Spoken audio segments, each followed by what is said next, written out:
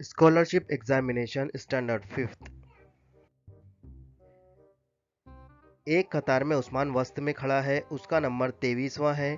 उसी कतार में बाएं जानिब से 25वें नंबर पर खड़े जैद का दाएं जानिब से कितना नंबर होगा। आइए देखते हैं। एक कतार में उस्मान वस्त में खड़ा है, उसके दोनों जानिब 22-22 बच्चे होंगे, इसलिए उस्मान का नंबर 23वां है। एक जानिब 22 बच्चे, वस्त में उस्मान खड़ा है, उसके जानिब भी 22 बच्चे होंगे जिनका नंबर 24 से 45 होगा। इस कतार में कुल 45 बच्चे होंगे। उसी कतार में बाएं जानिब से 25वां नंबर, अगर हम 25वां एक से लेकर 25वां नंबर पर जैद को खड़ा करें तो 22, 23वें नंबर पर उस्मान खड़ा है, 24वें नंबर पर कोई और बच्चा होगा, 25वें नंबर पर जैद खड़ा है बाएं जानिब से।